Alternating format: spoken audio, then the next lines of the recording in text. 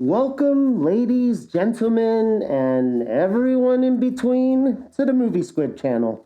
I'm your host, Charlie, and today I'm going to be talking a little bit about Cabin Fever 2. I'm going to just be discussing what works, what doesn't, and how would I fix the movie. But before I discuss Cabin Fever 2, I kind of wanted to just talk a little bit about my channel. Okay.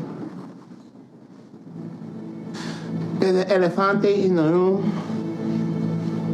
You know I want to talk about it. You see, I've been thinking about this channel for about 2 months now, and it has gone a ridiculous amount of transformations. So let me explain a little bit. Originally, I wanted to put out videos for middle-of-the-road movies, mainly horror, some sci-fi, movies like Cabin Fever 2, House of Wax, Jennifer's Body. You get the picture. They're movies that are not great, they're not big blockbusters, but they're interesting movies that perhaps had potential. Originally, I wanted to make it of just the videos themselves with some third-party videos. I wanted to do the voiceover narration. I wanted to make it fast-paced. I wanted to swear. And then YouTube changed their policies. You goddamn motherfuckers. And basically now, if you start swearing in your video, it's not that they'll hide it, it's just that they'll put ads on your videos and won't pay you for it, which to me sounds really greedy. I mean, it's one thing if you didn't put ads at all because of the swearing, but they still put the ads on your videos, they just don't want to give you the money for it. You get nothing. You lose. So I decided to change my format. The mask, the outfit, that actually is something that I did want to do because I didn't want to show my face on camera. I'm just a bit shy, and to be honest, my face isn't that great looking. But I did have a studio inside of this small shed. It was grimy. There was rusty tools hanging up. It was perfect for the mood that I wanted to set for my videos. The problem is that during the daytime, it was over 100 degrees in that shed, and a man like me in a latex mask and this outfit was just melting in there. Kinda hot in these rhinos. I just couldn't take more than 10 to 15 minutes. I did try to do it at night, but here's the problem. I couldn't record any audio at night because there was so much ambient noise around. There was just frogs croaking and crickets chirping and dogs barking and even bats flying around. Shut up! Shut up! Get out of my head! Finally, I decided to settle here. This plain old bedroom with a plain old wall behind me and me trying to convince you that I have something to offer you. Now, Cabin Fever 2 was the movie that originally motivated me to make this channel, but the more and more and more and more I recorded and I thought about this movie, I realized that it's not that good of a movie. You're serious. There's only like one good thing about the movie, and that's the practical effects. They're really great. There's some gory death scenes. There's blood and guts, and there's some nasty head-crushing effects. Oh, that does sound good. But that's about it. Unfortunately, I just felt like I couldn't back out. I felt like I still should just get this over with. Do the Cabin Fever 2 video, put your video out, see how people respond to it, then just move on. But the reality is, I like talking about movies. I like talking about movies like we used to talk about movies. Remember when you used to discuss movies and you didn't inject politics or culture wars or whatever news and media nonsense that is being pushed out to you on a minute-by-minute basis? I just wanted to discuss movies like a normal human being. If you're still watching my channel, if you're still interested, please, please, please hit the like and subscribe, comment, because it will tell me that somebody out there is watching my videos and finds me somewhat entertaining. Why don't you love me? It's gonna be okay, Dad. Don't you dare patronize me. Let's talk about Cabin Fever 2, the movie that has haunted my life for the past 2 months. Where do I begin? Where do I begin? Where do I begin? Okay, let's start off with who directed this movie. Cabin Fever 2 Spring Fever is actually directed by T. West. Now, if you don't know who T. West is, go watch the movies X and Pearl. They're these fantastic movies that are directed and co-written by T. West, and they are great.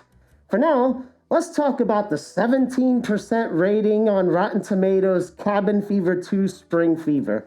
So, again, directed by T. West, but here's an interesting story. So, T. West, he made this movie, and his vision for the movie was to make it an over-the-top slapstick comedy focused on the high school. There was going to be star wipes. There was going to be a massive amount of blood, spillage, and over-the-top gore. And then the studio got involved. Now, stop me if you've heard this one before. The director has a vision for a movie. He gives it to the studio. The studio watches the movie and they say, whoa, this isn't the normal formula that we've seen out here over the past few years that has made us money. We want your movie to look like that movie. You see that movie that already made millions of dollars? Make your movie look like that movie so that we're guaranteed money. Now, what ended up happening is that the producers ended up getting another editor and they did some reshoots and they turned the movie into what was released in 2009. Here's the thing. T. West hated the movie so much that he actually demanded that his name be removed from the movie completely. Come on, we'll just pretend it never happened. You know, like the time we got drunk and we went down on each other? Think about that. He worked on this movie. He completed it. He edited it. And then the studio tampered with it and he said, take my name off of it completely. Hated it. And you know what happened? They didn't take his name off. No. Apparently, his request was denied because he wasn't part of the Directors Guild Association. Can you believe that? The studio changes his vision, the movie doesn't do well, but they still want to keep his name. It's shameful, and honestly, it's still happening today. Specifically Disney, but Warner Brothers as well. I mean, mainly you can see it with comic book movies.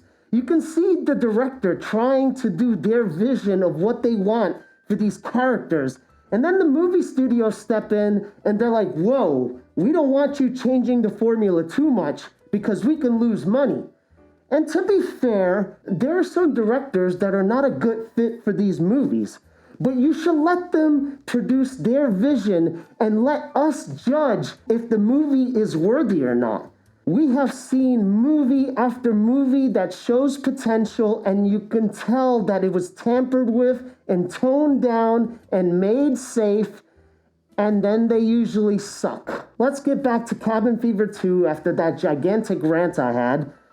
Basically, the plot of the movie is that the disease from the creek of Cabin Fever 1 has spread out onto the main waterways and is now being bottled up as water, and I'm assuming it's also into the tap water system. There's a couple of clues throughout the movie that indicate that, although the movie itself never mentions it. The movie centers mainly around a high school. You've got 3 main characters here. All of them suck. They're all about as interesting as vanilla ice cream. You've got John, he's your main protagonist. Now, he's your straight A student, nice guy. He's in love with a girl who just broke up with a psycho ex-boyfriend, and that would be character number 2, Cassie. Cassie is like a low-budget Taylor Swift. She's a straight-A student. She's a nice girl. She's interested in John. The final character in this movie is Alex, which is John's best friend, and he's your typical high school horny dirtbag. So the early parts of the movie do show a couple of the high school characters who have some gruesome death scenes, but for the most part it focuses on John and Alex. There's a scene where Alex gets thrown out of class and he ends up walking down the hall. There's a girl crying. She's really upset. And she tells him that she broke up with her boyfriend because he thinks she's a slut, which is really funny because Alex ends up giving the bare minimum of effort of comforting her. He puts his hand on her. He's like, hey, you're a great girl, and I'm sure you'll meet some guy. And so she gives him this nice little smile and then immediately takes him to the bathroom and gives him oral. That was easy. I think her ex-boyfriend kinda has a point. Now, here's the thing. If I was in Alex's position, hell yeah. Except, there's 2 things. Now, number 1, she has braces. Okay, fair enough. That's doable. You can work with that. There's gonna be some damage, but I think it's worth the reward. But she's also got the herpy lip. Now, kids, there is no scenario, no matter what, that you should be messing with a girl who has a herpy lip. If a girl has a herpy lip, you do what the people in the Matrix do when they see an agent. You run your ass off. Obviously, what she has is probably the cabin fever disease itself, but you get my point. Stay away from that stuff. So Alex ends up getting his reward. This girl ends up spitting out his load. Alex ends up asking her to the prom, and she's just like, maybe. She's like, I gotta work tonight, but we'll see if I go or not. After school, we get to meet Cassie for the first time, and her and John walk home. They have this nice little scene. It looks like they're getting along. They're laughing. They're having a good time. And then John actually gets the courage to ask her to the prom. There's no messing around. I mean, it is the night of the prom, but I'm just saying he does ask her, and she says no. She just flat out denies him. At first, she says that one of her siblings is sick. I'm assuming from the cabin fever. But then she says she's got other stuff to do, like school stuff, and that's just a bunch of BS. You know what? I'm tired. I have a headache. I have a lot of work to do. My back hurts. It's that time of the month. I have an early meeting. John takes it in the chin. He moves on. He smiles. He goes his way. Later on, he's convinced to go to the prom by Alex. So John goes to the prom. He's there. He's about to have a drink of this infected punch, which earlier was laced up by the janitor who urinated in it. And I mean, this thing looked like Alka-Seltzer when he was done. So John's about to drink the punch, and then Cassie comes in. She's like, peekaboo, guess who? And he's all excited. He's like, oh my God. He's like, I can't believe you're here. This is great. And then comes in her ex-boyfriend, like right to the side of her smiling. And she's like, yeah, I came with this piece of garbage here. You dumb bitch. Genius. She is a genius. Of course, the ex-boyfriend immediately starts a fight with John. John ends up getting kicked out. Cassie goes after him. And then as Cassie is chasing him, she's like, stop, wait, I'm sorry. And he just flips out on her. He's like, you are so stupid. Stupid! You're so stupid! He clearly is a ticking time bomb waiting to explode. And if I was Cassie, look, don't be with the ex-boyfriend, but you know what? I wouldn't be with John either. He clearly has some anger issues, and one day he's gonna come home and dinner's not cooked, and he's just gonna go crazy. So, Cassie, stay away from both these guys. They suck. Just before they're about to head out, these black vans come in, these hazmat suit guys come out. Now, I didn't mention it before, but apparently there's these black vans and these hazmat suit guys, and they're trying to cover up the cabin fever, but here's the problem. First of all, the water was already delivered to the high school. And second of all, it already seems that the cabin fever disease itself is spreading throughout the tap water. So what are they trying to contain?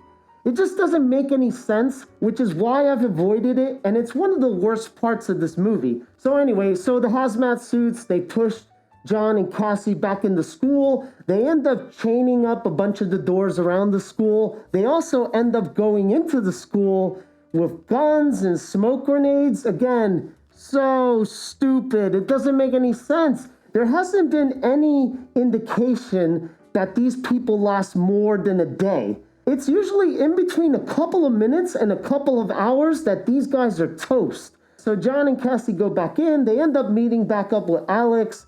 All hell breaks loose in the prom. Basically, everybody in the auditorium starts convulsing, and there's blood and guts everywhere. And they try to get out of the only door. But what happens is the janitor comes out of a room, zombie style, and he's just walking, and he knocks over this column. The column ends up falling onto the doors and blocking the doors from opening.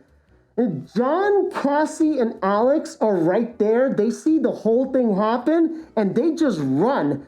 Which, to be honest, is really smart, because if they opened those doors, they would have been trampled. So John, Cassie, and Alex, they run away. They start checking themselves to see if they got that cabin fever disease. Of course, Alex has it on his private parts, and it is gruesome. Also, they show the whole thing. They show him taking it out. They show like this cream cheese combination with blood come out of it, and it is gruesome. It's juicy. I love it. So Alex runs away, and then later on, John and Cassie find Alex in the library. Apparently, he's trying to research what this thing is. Alex identifies it as some flesh-eating disease. He says that there's no cure, that the only way to save yourself is to amputate anything that's infected. Alex ends up dying. John ends up seeing that he's infected on his wrist. So he takes Cassie and he goes over to the wood shop. He starts up the table saw and he tells Cassie, like, listen, Cassie, like, I'm infected with the cabin fever thing and I'm gonna need you to cut off my hand. And she just does it without hesitation. She just grabs his hand and it's like, pushes it right through. He's screaming. She grabs the blowtorch, turns it on without emotion. She cauterizes the wound. He's just there like, oh! And then she tapes it up, and that's that. So Cassie and John share this beautiful little kiss. It looks like something out of Lady and the Tramp. And then in comes the boyfriend and slams Cassie in the head with a hammer. And he hits her so hard that he actually caves a piece of her skull in, and it's just laying on top of her brain. The ex-boyfriend gets on top of John, and he's like jiggling on top of him. It looks really stupid. Cassie gets up, she grabs a nail gun, and she's just like, boom! Right in the back of the head, makes it out through the eyeball. Nice. Nice. Nice. So John and Cassie escape out of the only door that these genius hazmat suits didn't cover. Of course, they get out, they start running, and then the hazmat suits come. John is too tired. He's in the woods, and he just falls over. He tells Cassie to go on without him. She doesn't want to. The hazmat suit guys come. Then John, with superhuman strength, ends up holding down 5 of these hazmat suit guys so that Cassie can get away. So Cassie makes it out onto the road. She flags down a car. It ends up being Officer Doofy. He's one of the returning characters from the first movie.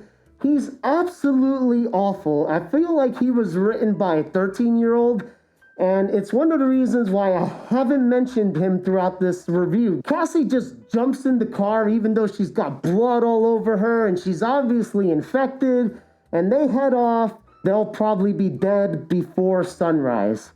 There's one final scene in the movie, and that's the girl who gave Alex his little reward earlier. And she's a stripper, and she's working. She's really sick. I mean, she puts on this lipstick, and then her friend uses the lipstick, and there's this nasty-ass stuff on there. And the girl still uses it. It's disgusting. she goes out there and she's dancing, and there's these nasty, gross guys. They're saying the most disgusting things. Like, they make me want to take a shower more than the gruesome stuff in the movie does. One guy licks on the inside of her thigh, and she's all sweaty, and I'm just like, oh, disgusting.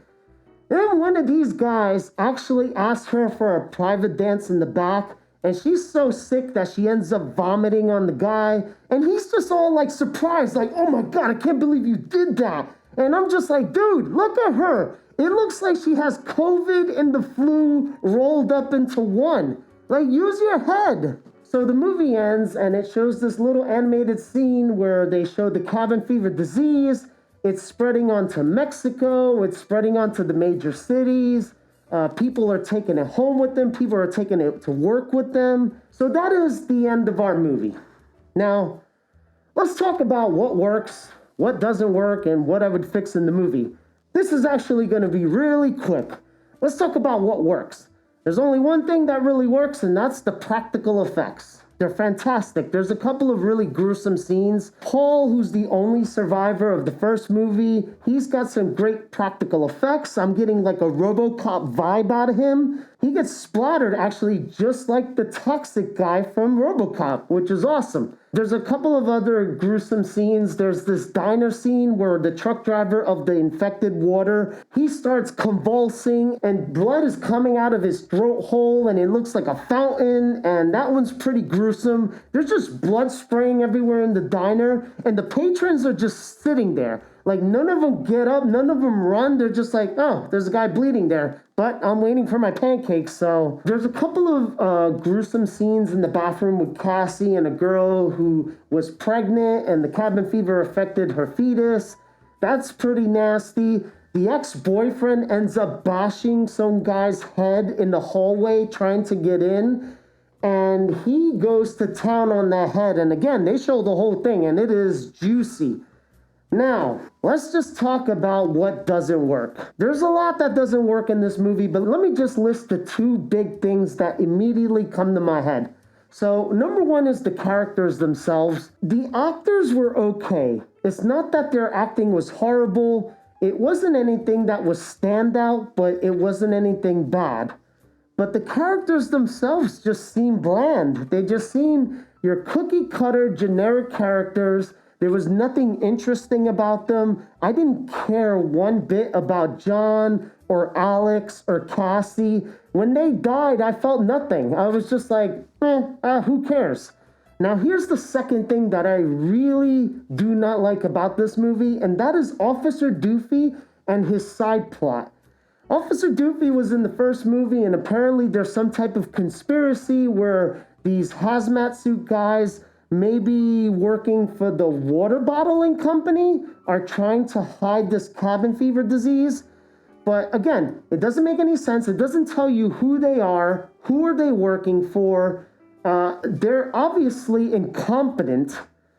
And so is Officer Doofy. Officer Doofy is one of the worst persons you would want to have for some part of grand conspiracy theory. I mean, the guy's an idiot. So Officer Doofy, everything involving the vans and the hazmat suits, that is all garbage. This is an interesting movie because normally I would try to fix this movie, but the thing is that T. West already has a version that probably would have worked.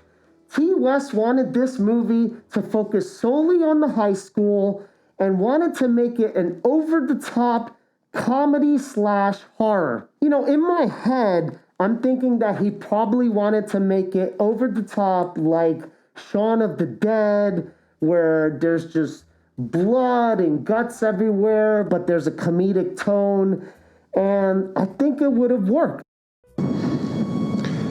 We're in the end game now. So I just wanted to say one thing. If you watched this video to the end, I just wanted to say thank you.